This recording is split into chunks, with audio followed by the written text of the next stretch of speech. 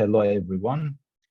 Welcome to another episode of our RSSID seminar. In this episode, we are going to discuss this year's Nobel Prize in Economics, which was awarded to Claudia Goldin.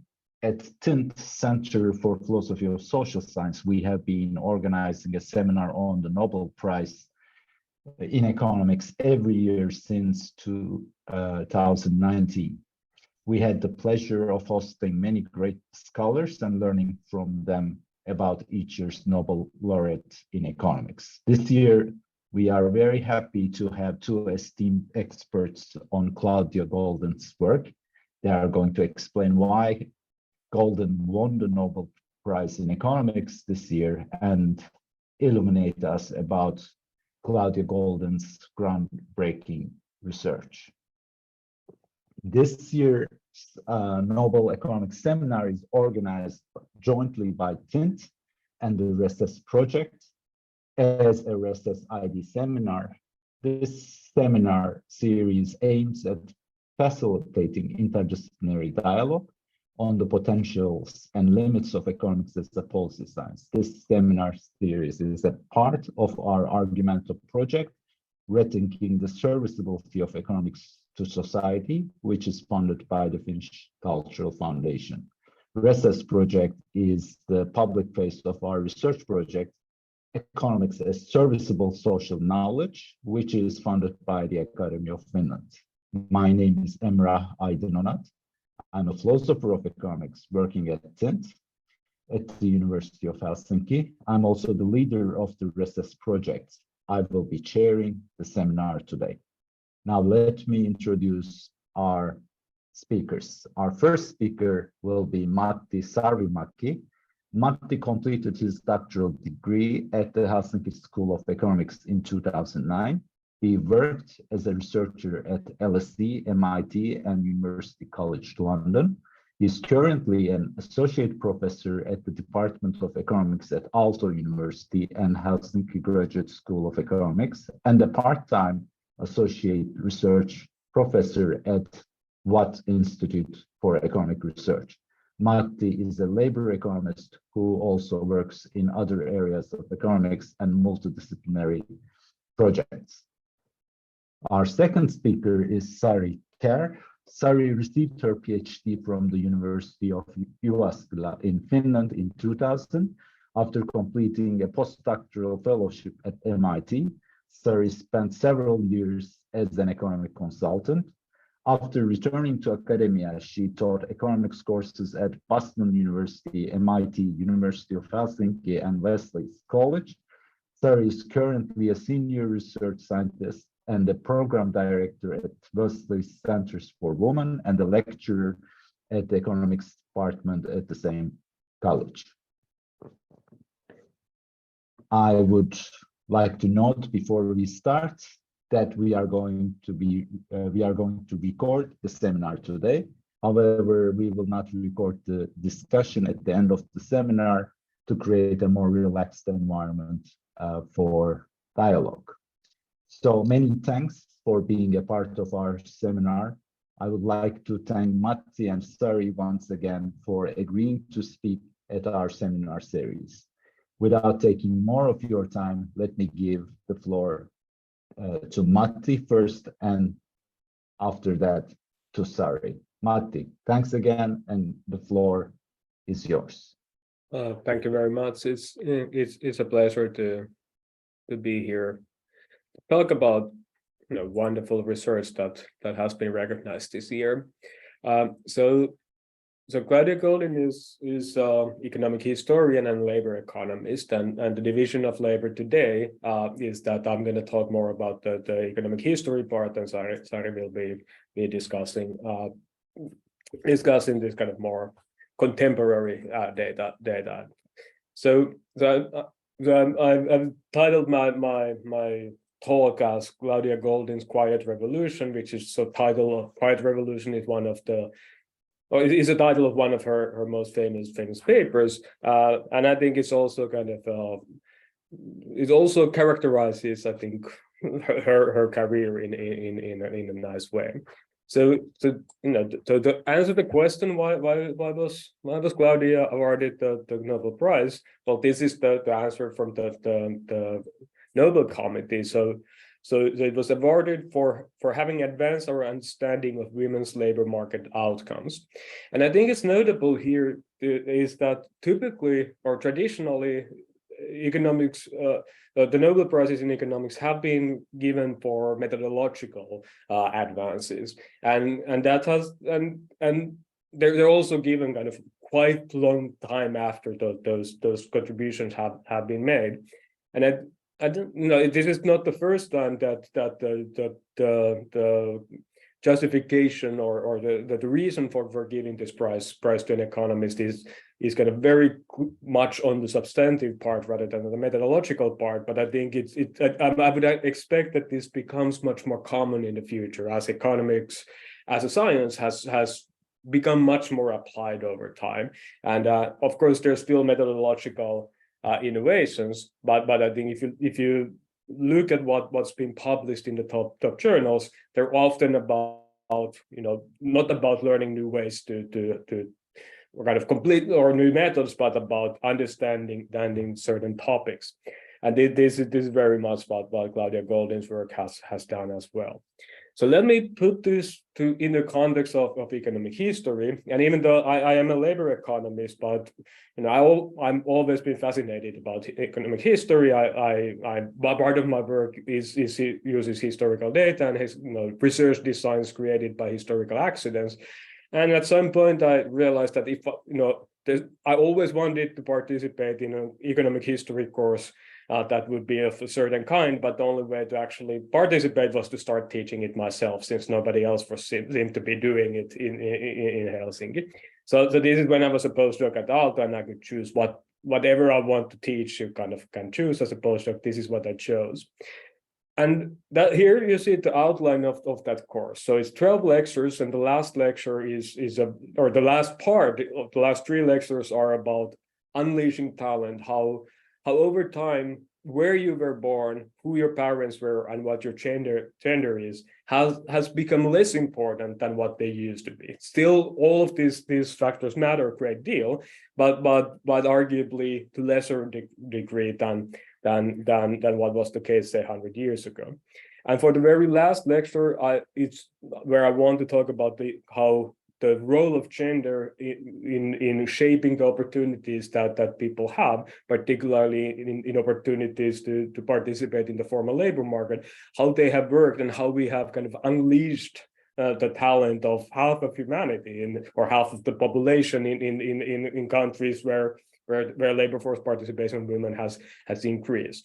So we moved from a time when you had to be male, you have to be white, you have to be rich in order to get into certain occupations, into something where we get to use the kind of underlying talent much more efficiently than what was the case before. So that has important implications for justice and fairness of the society, of course, but also just for economic efficiency, not wasting talent as much as used to be the case.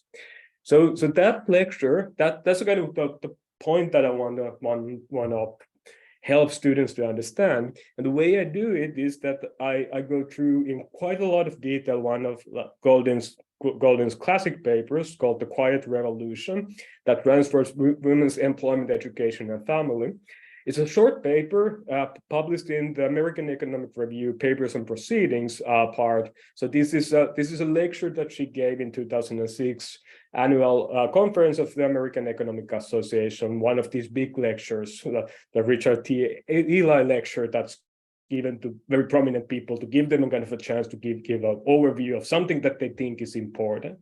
So that's what I'm using in my course, and what I'm going to show you is just a kind of a short version of that lecture to give you some sense of particular paper by her, which is a very simple paper, very kind of it's data-driven, but quite narrative in economic terms, kind of being published as an economics paper. It's very much of a narrative paper. But I think that's also kind of exemplifies how simple that important things don't need complicated methods, that you need to understand that the kind of the shift perhaps in a way economists are thinking about what is an important contribution? And I think this is kind of a modern classic already, I think, this paper. Okay. So the paper is really about trying to make sense of this time series for the United States, but which would be very similar for most countries, for most kind of Western countries at least. So it just shows 3 time series, that each one of them showing the labor force participation rates at different times for different groups. So on the top, you see that the labor force participation of 25 to 44-year-old men has been remarkably stable over 100 years period, and very close to 100, not 100, but close to 100. Whereas we see this very large changes among women, particularly among married white women, of whom almost no one was working at the end of the 19th century, and who have not quite converged, but closed a large part of the gap in labor force participation in comparison to men. So Goldin argues that you can kind of think about this, why this happened, by dividing this period to three phases, four phases, 3 of which are kind of evolutions, and the last one is a revolution, but a very specific kind of a revolution, a quiet one, something that by looking at this graph you don't really notice. So what she argues is that somewhere around here in 1970, something very important changed that deserves to be called a quiet revolution, but it's quiet because it's not something that jumps out from here. It just really looks like the old progress is just continuing. So let me kind of run through the first phases pretty fast, and then focus on what makes the period starting from 1970 so special. So starting the first part, this is like late 19th century to 1920s. One of the things that I do like to help my students to understand is that women did work during that period. It's just that they worked when they were young and unmarried. They worked in jobs that for the most part were not very nice jobs. In manufacturing and domestic work in laundresses, there were very few professionals, and really the only professional jobs available were as teachers or small amount of clerical employees. But the thing was that women almost always exited the workforce at marriage. Only the poorest ones could not afford to exit. With some kind of notable but very rare exceptions, like the most educated, most progressive homes. So the way Goldin argues here is that we can make sense of this using the simplest possible economic model of labor supply. But I'm not going to get into details of that because I used to have first half an hour to remind our students of what that is, and I only have half an hour here. But the story that comes out from me is basically this, what we economists call our very large income effects, that if you can afford it not to work, then women wouldn't work. For 2 reasons. There was a large social stigma on working. This would kind of bring shame to your husband if he couldn't support you. And also there was the opportunity cost was very high, because productivity for home production, which was kind of almost entirely expected women to be doing, it was very time consuming to just, you wouldn't have refrigerators, you wouldn't have many of the appliances that then come later. So hence, and on top of that, the jobs were mostly unpleasant. So that meant that women were not really reacting to sort of incentives like increases in wages very much, because the threshold of working was very high. You really didn't want to do it unless you absolutely had to. Now, moving forward, things start to slowly evolve. So there's a cultural shift of this social stigma being reduced, not entirely kind of disappearing, but still we can see the progress kind of very concretely in for instance in the fact that marriage bars were almost entirely eliminated in the early 1940s. I think this is a very remarkable thing to remember. Until early 1940s, there were legal bans for married women to work in some parts of the US in some occupations. what this coincides with the increased demand for clerical work. So there's more and more jobs that are kind of respectable indoor jobs, and there's a lot of supply for these clerical jobs because of the high school movement taking place at the same time or slightly earlier. So there's a lot of women who have a high school degree now because of this revolutionary idea in the United States that everybody should have a high school degree, something that Europeans thought would made absolutely no sense. Even it would be even cruel to make educate the children of the poor so much, since they would there wouldn't be any demand for such a large share of highly employed workers. Something that I also remind my students to think about when we have similar discussions at the higher level for expanding educational systems today. But then there's the kind of the third or fourth thing here is that part-time work becomes more common. So there's a lower fixed cost of participating. You can figure out a way of working part-time and still taking care of the household work, which men are not participating during this period. Also, that household work becomes easier because of technological innovations. Electricity is diffused. There's running water. There's new household technologies like the refrigerator, which means that you don't have to go to the marketplace to get fresh meat at the same rate as before, or fresh vegetables. And then from 1950 to 1970s, this basically continues. There's still more and more part-time jobs available. The social stigmas of women working reduce, and employment rates increase a lot among women. But this is still, Claudia Goldin argues that this is not a revolution yet, because there's a qualitative part of this that's going to be very different as we move forward. Women are still secondary earners. They take the family decisions are taken away that the labor subsidized decisions of their husband are given, and then they adopt. If the family needs to move because the husband gets a job offer somewhere else, then the family moves, and this would never happen if the woman gets the job offer. But even the human capital, education continues to increase. These are the sort of investments that occur mainly off the job before they enter the labor market. And most importantly, they're based on very low expectations. Women don't expect to be working later on in their lives. And then if you don't expect to work, then of course that's going to affect what and how much and what you study when you're younger. So here's a direct quote from the Quiet Revolution paper, where Goldin argues that some advancement was possible in offices and elsewhere, but not much. Interviews for the first jobs, even those of women with college degrees, often began with the straightforward question, how well do you type? So this is like, those of you who have been watching the serious Mad Men, this is the kind of you may have a very kind of vivid recollections of the kind of the first season a kind of atmosphere there. And then something starts to change. Something that here, when we just look at labor force participation rates, just looks like just the old thing going on further and further, just like a linear increase. But what Goldin argues is that there's this very important change in the qualitative on the nature of the work and the agency of women.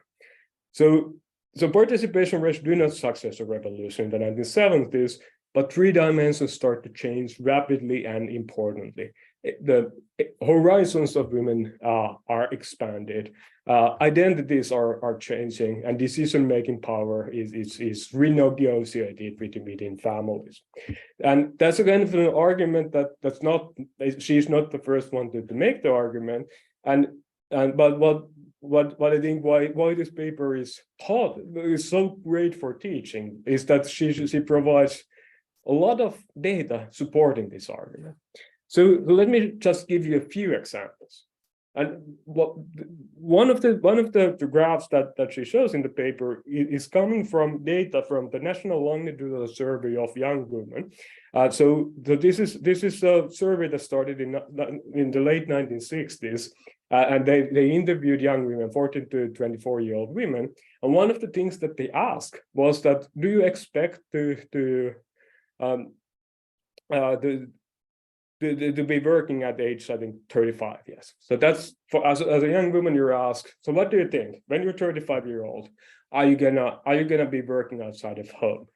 And when we look at the starting point, 1968, roughly 1/3 of women were expecting to be working when they're in their mid-30s, which really is what this is exactly the number of their mother's generation. That's the labor force participation rate of women of age 30-35 around this time.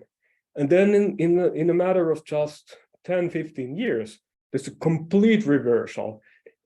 85% of women start to say that they expect to be working at age 35. They actually overshoot quite slightly on what then actually happens to them when they are 35. But now this just illustrates you how different and how fast the difference occurred. And now if we start to think about, well, what kind of plans are you going to do with your life if you do expect to work at 35 or not? Well, of course, it makes sense to educate yourself much more than what you would otherwise do. So this is just a gap in male and female college attendance and college graduation by birth year. So those young women, when they are answering the questions in the late 60s, they are those born here in the late 40s, early 50s, and that's exactly the time when we start to see participation rates of women in college and graduation rates to increase very, very rapidly and overtaking those of men very, very fast. If we look at what kind of degrees women start to study, we see this tremendous difference in professional on attendance to professional degrees. So this is now year of the entry of the professional school. If you look at the mid 1960s, there's almost no women in dentistry or MBAs or law. There's less than 10% of medical students are women. This is, by the way, the time when Claudia Goldin herself enters the graduate school at the University of Chicago to pursue a PhD in economics. And now, when we look at in a matter of just 20 years, we see this very, very large change. And this reflects the kind of the broader change from the type of education women acquire, move from what is often considered as a consumption, like things that are nice to study but don't have that much returns in the labor market, into this kind of investment type of education where you really increase your earnings capacity with these kind of degrees. At the same time, attitudes change. So every year since, I think this again, like from the kind of late 1960s onwards, there has been a large survey among freshmen in American colleges where they ask a lot of things about their kind of values. And what we're seeing here is the difference between men and women on average. And what we see is that in the 1960s, men stress financial success as something that they feel is important much more than women do. Whereas women are much more likely to say that family is an important kind of value for their lives. Recognition by colleagues, again, men think that that's much more important than women. And we see this convergence, not on the financial success, but on recognition by the colleagues and family occurring very fast. By the way, the valuing family is not coming from women valuing family less than before. It's just that men start to say that, yes, family is important over time. But with this, the gap starts to decrease.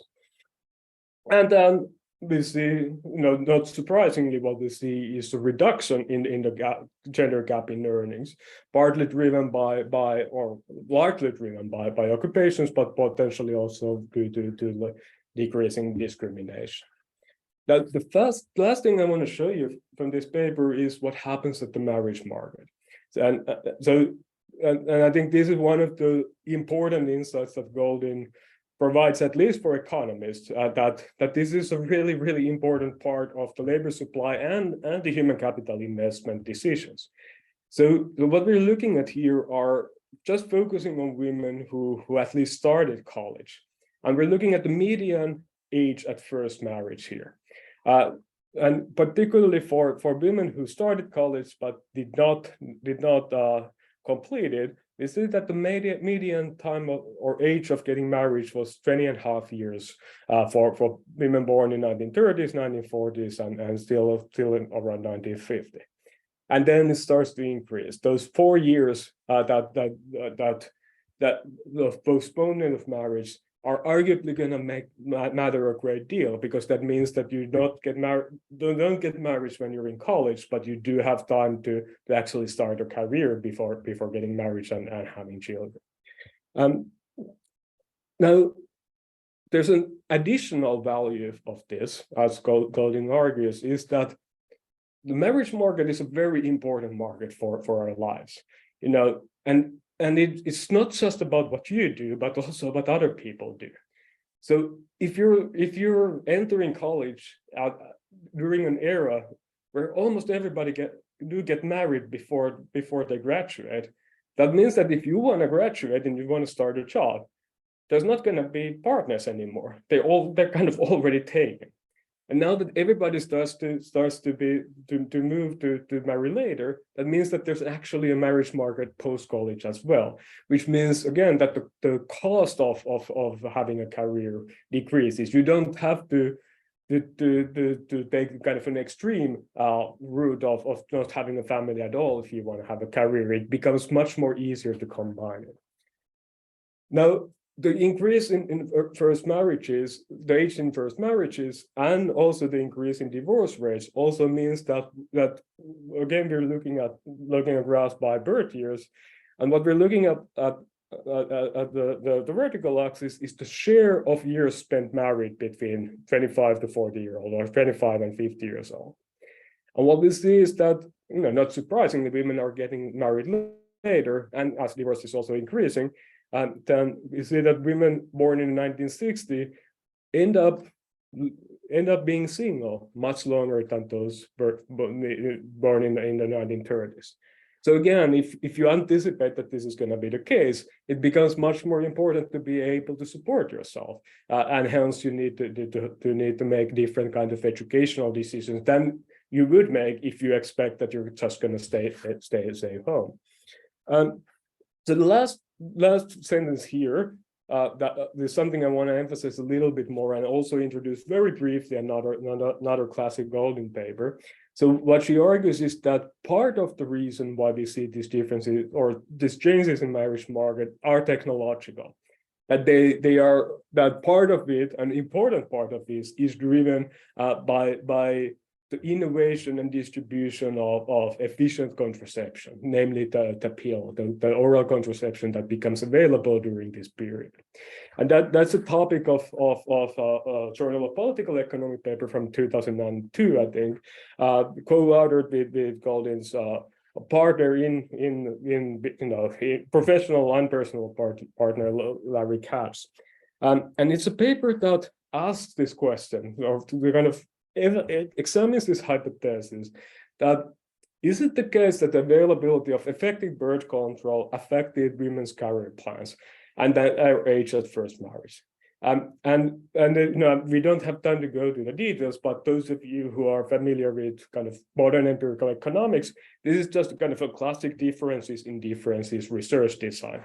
So the intuition here is that what would be the ideal experiment? Well, you would like to kind of have a randomized experiments where some women have access to the effective birth control and others would not. And then there would be a treatment group and a control group, and you would see whether those who were kind of randomized and access, do they complete more education? Do they marry later? Do they have different kind of careers? Of course, no one is proposing that we should run that experiment, but something that's not so far away from it is actually happening in the United States at the same time.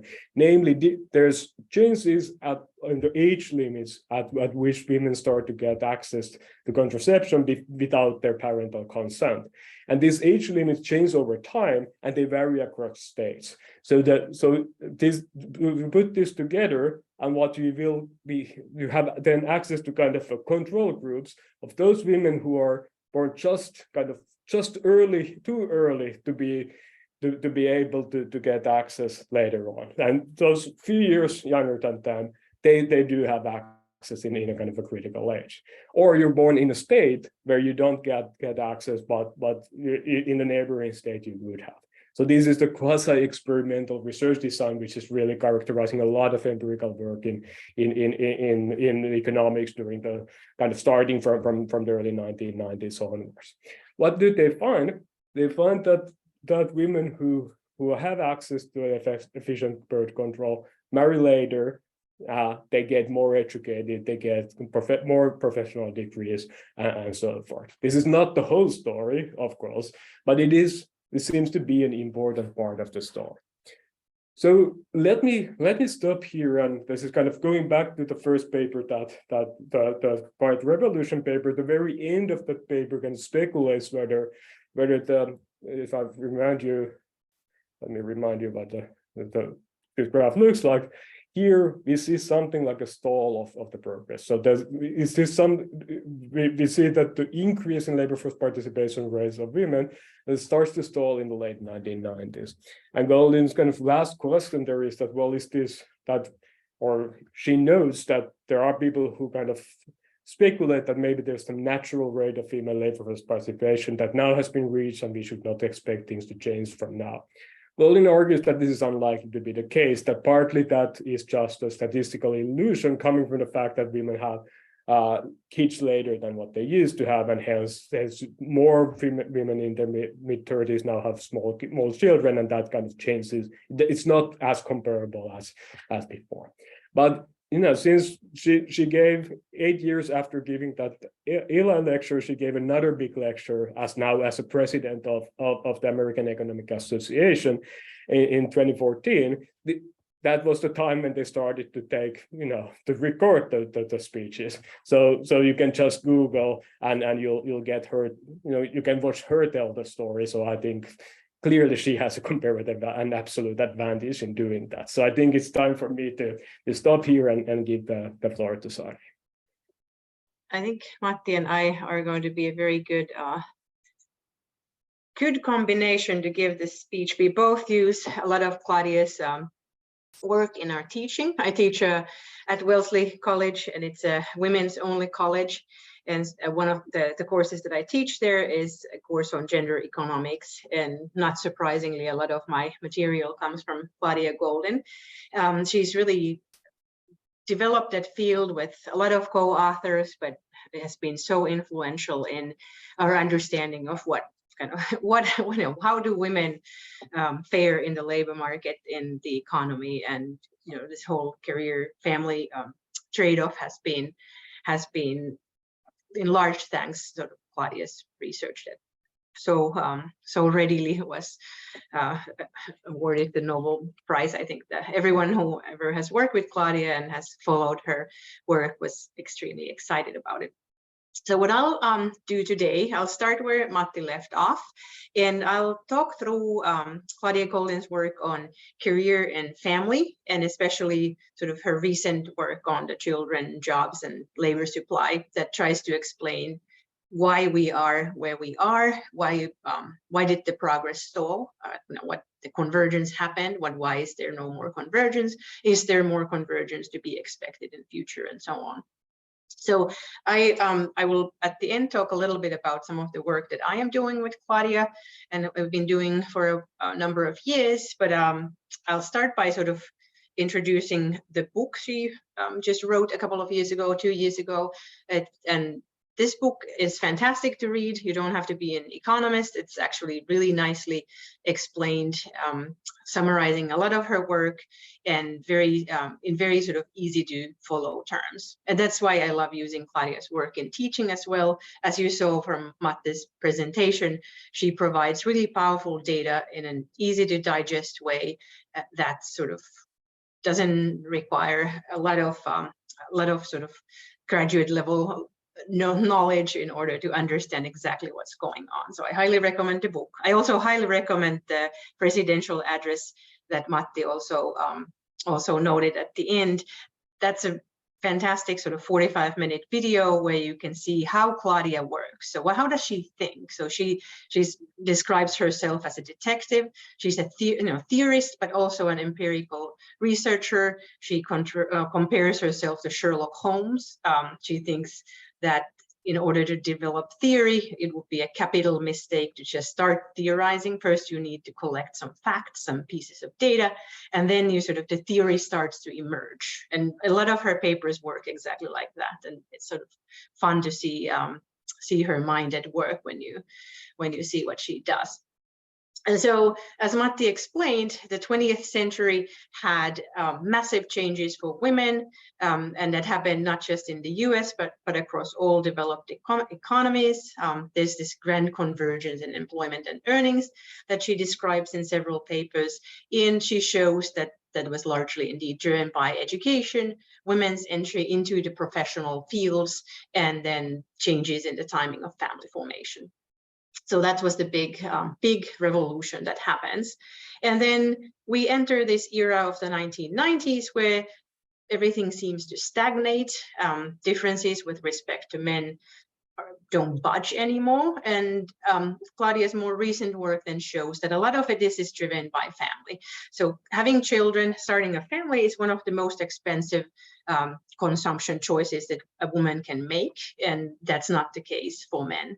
And there's this sort of large literature. Part of it is Claudia's, part of it is other people who show that parenthood really produces these sizable and rather permanent setbacks for women in their working career, but not so much for men.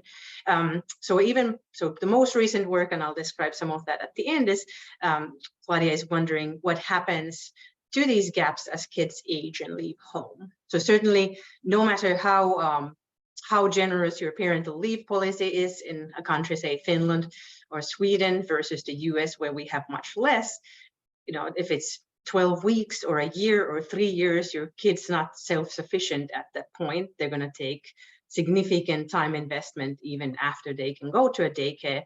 But then eventually that's at least the hope for Matti and me, I assume, that eventually they will start taking less time, and then there's going to be another resurgence perhaps in women's careers. So we're going to look at that. And then another thing I think worth mentioning is that a lot of Claudia's focus is on college-educated women. That's where, Matti described it at the beginning, women who were not educated have actually always worked. It's the college-educated women where the changes in their situation have been the greatest. And she's often looking at especially the very highly skilled, the MBAs, the Harvard, the Chicago graduates, the PhDs, the lawyers, and the doctors. And that it's not sort of an elitist view as such. It's a lot of the revolution kind of stems from these groups of women, and then sort of moves on to other groups of women, but also a lot of the exciting movement is in these highly educated groups. And one thing, again, Claudia notes, is that women actually are the key to modern labor economics. A lot of if you looked at the labor force participation curve of men, there really wasn't anything very exciting about it at all that Matti showed, that all the big changes, all the key models have been developed around women. The labor leisure model, the Becker's comparative advantage of the household model, a lot of it is really just women making those choices, not so much men. So that's another sort of thing to think about. Claudia's pointing it out, but it is definitely true. And then this is one of the, I think, things that helps characterize what Matti was speaking about, these eras of women. They were different different ways in which career and family could interact in women's life. And this idea of having it all, which means having it all means being able to have a work career, like a highly skilled career, and family at the same time, that's having it all, has actually really existed only very recently. So the eras have varied. So it was either family or career in the early 20th century. Some of these women you wouldn't know, they might be more familiar to the American audience, but Jeannette Rankin was the first woman to hold a federal office, never married. So you could either do one or the other, never both. Then we have these next eras where you can have job and a family, but not at the same time, sort of in that to be in a specific order. So Betty Friedan is the author of The Feminine Mystique, a very powerful feminist book that sort of characterizes women's lives in the early 20th century, mid 20th century. First, you could have a job, some sort of not office job, perhaps the Mad Men office job, and then start a family, and then that was it. The other way around, then for the next era, first you could have a family. This is sort of the era when we start being able to postpone starting the, so we'd have a family first and then go to a job. So you could, the norms were changing. It was okay eventually for married women to have jobs. Then Hillary Clinton's era, she's one of the most famous Wellesley College graduates, and so I like looking at her. She's certainly not characteristic of what women in that age could, or in that time period could achieve, but a nice example. You could have a big career. Now you're able to postpone your fertility, the family formation, then you could start a family later, and eventually, like, it's really only in the 1980s, 1990s when you are able to have it all, have both at the same time. And that sometimes comes as a shock for my students to think about how unique it is actually to be able to think like that. Okay, so what's happening? What's happening with the earnings gap over time? This is going kind of starting from where Matti left off. He showed us that the labor force participation convergence stopped, and similarly at the same time, the convergence in male and female annual earnings stops. And where it stops, it's especially for those college graduate women. It's not, women as overall, and especially the non-college graduates, their earnings still keep converging to the male earnings.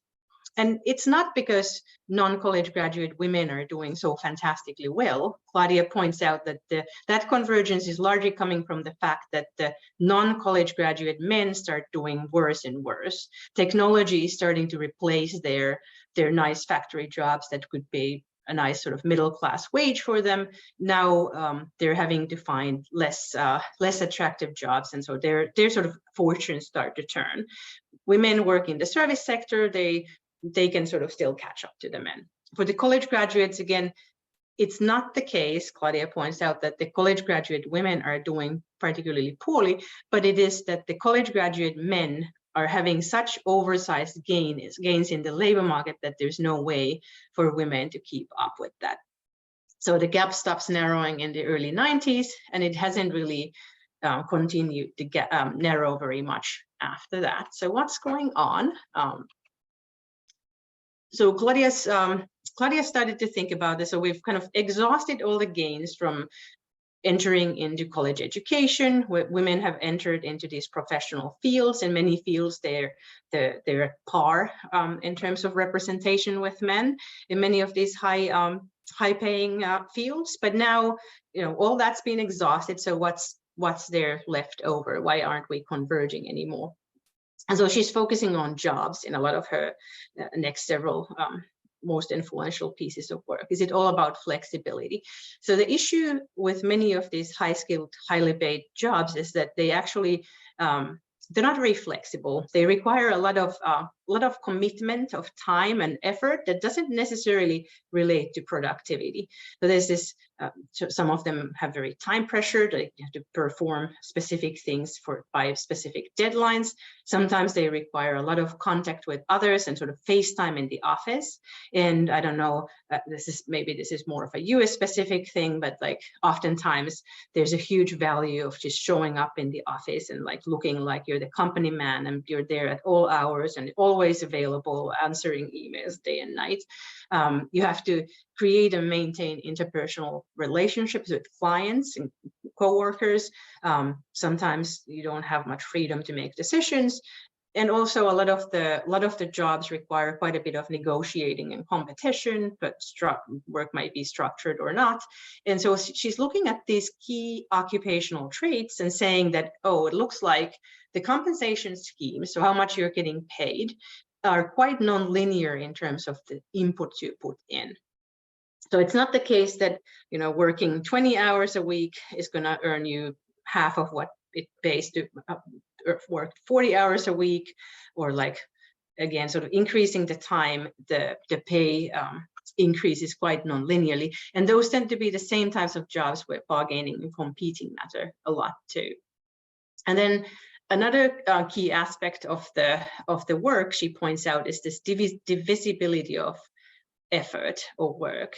So even if you work in a team, it doesn't always mean that one person can take over the job from another. So if you're working, this was very clear, for example, in the economic consulting where I work, you get into a legal case, you work with a team of lawyers, and once you're sort of deep into something, you're an expert in it, and let's say you have to leave, there isn't anyone else at that point who can actually pick it up from you, because you haven't, there's not like 100 other experts or even 2 other experts in the same firm who know the case, the context as well as you do. Similarly, if you're managing portfolios for a finance firm, it's not easy to sort of hand things off.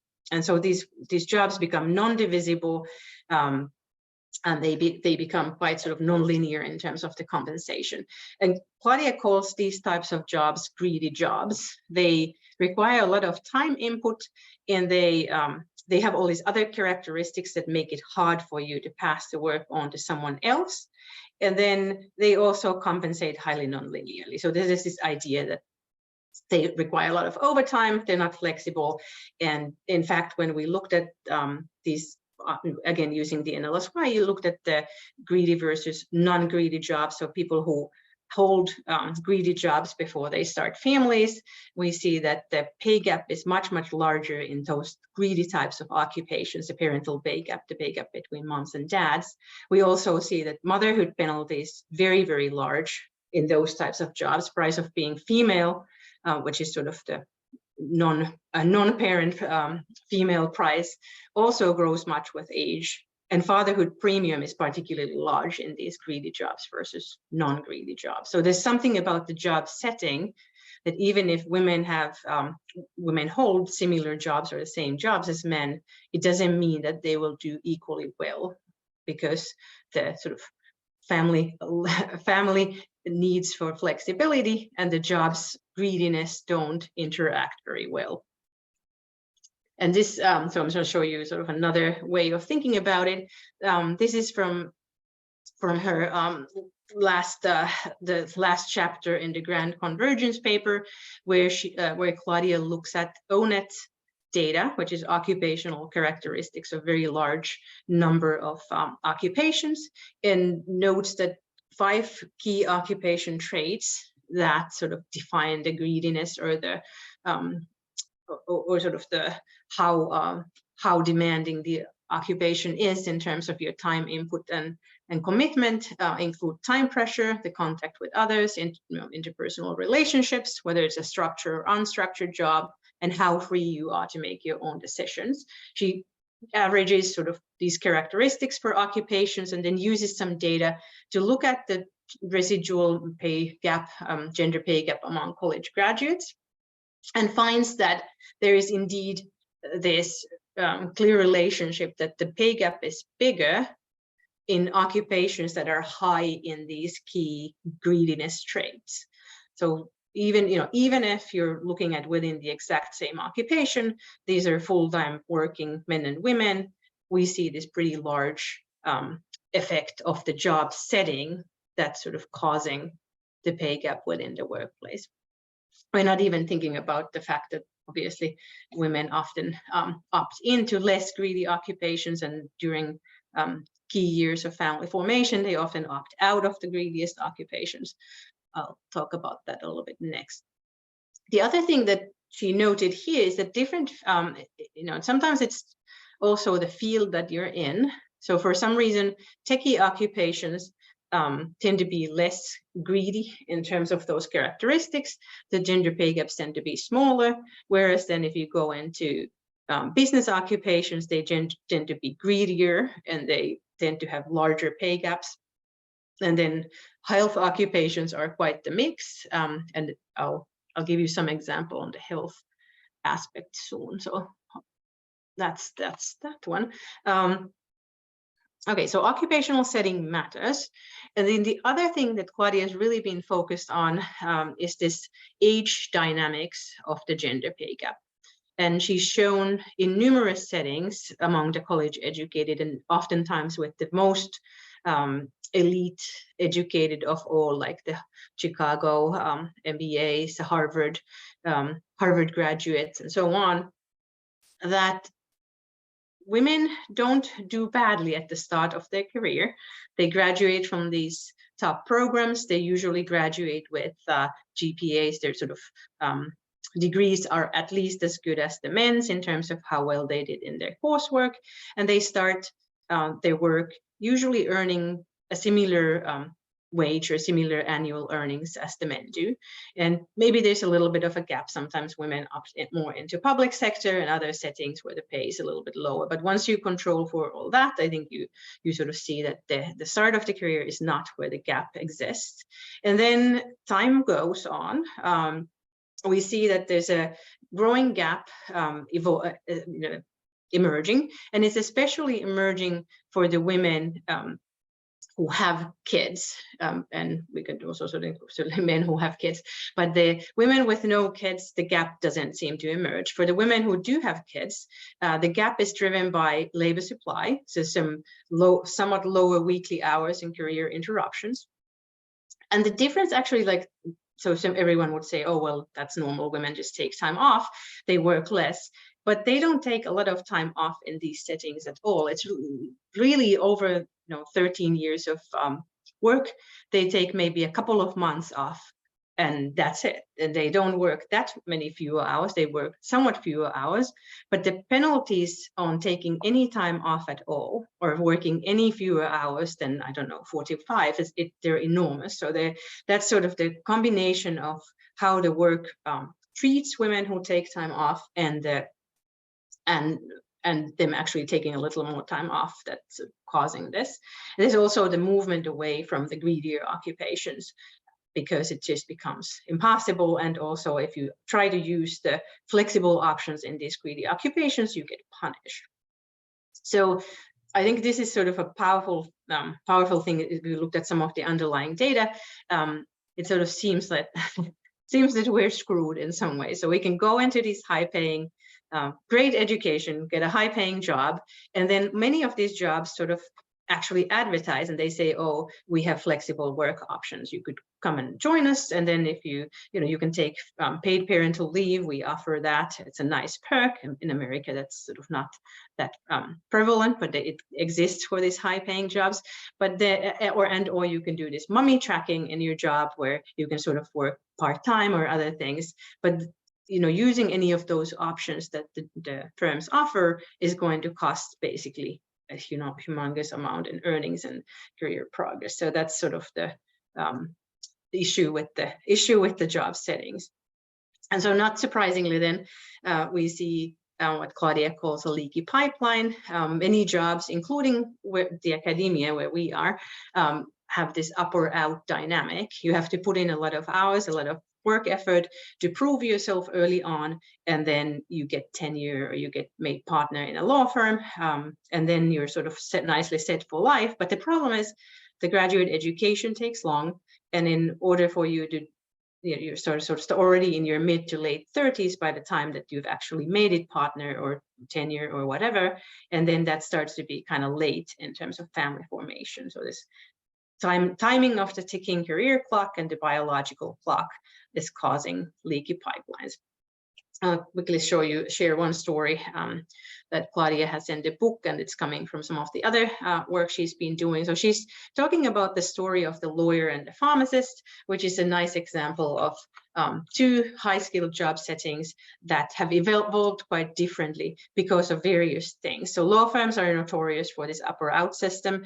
Partners are, if you make partner in a law firm, you're going to be extremely highly compensated. Work is also highly indivisible.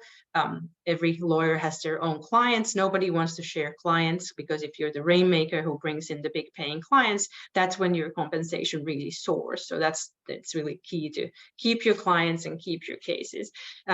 We expect some leaky pipeline out of law firms for men and women, because that's how these firms operate. So if you don't make partner, then you basically have to go.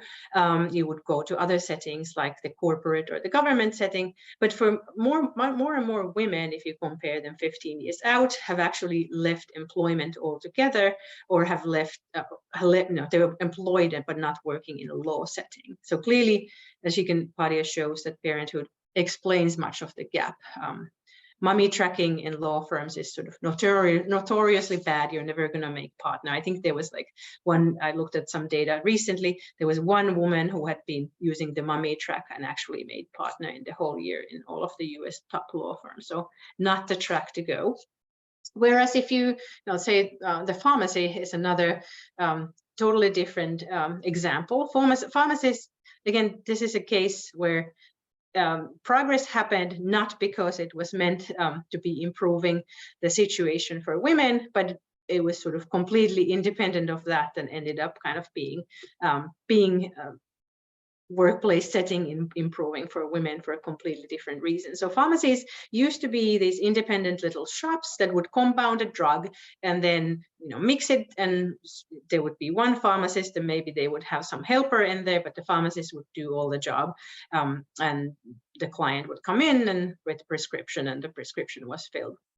And then it used to be very male heavy. Very few women were in pharmacy as students or practicing pharmacists. And then eventually we have these two different things happening. The drugs become just quite standardized. They're already packaged, and the pharmacist just has to pick up the right sort of package and put the label, prescription labels on it and hand it out. Also, large pharmacy chains come over, and the retail pharmacies that you see all over the US, they have multiple pharmacists working shifts, and any one of the pharmacists can fill the prescription. Nobody ever goes to a specific pharmacist. They might go to the closest pharmacy, but you don't say, oh, I'm not going to take this prescription because that person's not working today. You're just going to take it from whoever's there. Everything is on a computer. Work is highly divisible, and there's no sort of problem of handing over prescriptions from one pharmacist to another. At the same time, we see female share of pharmacy graduates growing up rapidly, and female women out of all pharmacist number growing rapidly. These changes didn't actually affect whether this was a well compensated or a poorly compensated job, and instead we see that women pharmacists make good earnings, and this is sort of a nice, completely different kind of work setting where it is actually possible to work. If you want to work 35-hour shifts, that's fine. There's other pharmacists who can cover the other shifts. So work setting making a big difference there. I'm going to talk just a few minutes, and I do apologize if I go a little over, about this role of children and family that I started off there. So children, having a family, very expensive proposition if you're a woman. We know that there's a huge increase in the number of hours worked between moms and dads when kids are young. Also between moms and non-moms, but we do see some convergence as the kids get older. So motherhood penalty will shrink a little bit when the kids grow up, but turns out that the fatherhood premium is still high. When you fathers earn more than non-fathers, no matter what you control for, and this is actually interesting that it's especially in these types of greedy jobs where the fathers earn more than non-fathers, and especially among the most highly skilled and the most sort of, the AFQT test is the US Armed Force qualification test, which is supposed to measure your sort of underlying ability, especially for the high ability people. The fatherhood premium is particularly large. In some recent work, we show that the firm sorting, so women sorting into different kinds of firms, the men and differential progress sort of within the firm, so men rising up faster in the ranks in the firm than women, also play a role.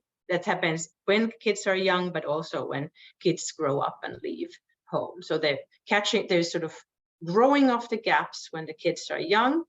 They happen both across firms, so by people sorting into different kinds of firms, men sorting into higher paying firms, into firms that offer higher pay. What Matti was also talking about earlier, it's part of it is this sort of assortative mating issue. Highly skilled individuals marry among each other, and then no matter how highly skilled the couple is, one of their jobs is going to be the primary job, and if the primary job gets opportunities in other places, the family has to move, and then the secondary job holder, more often than not, that's the female of the couple, has to sort of reinvent themselves in the new location, and that often means that that's going to take a significant earnings hit, and sort of having to kind of figure out what to do as the family moves for the primary earner. I'm going to skip a little bit because I don't want to talk about this. I want to talk about something more hopeful.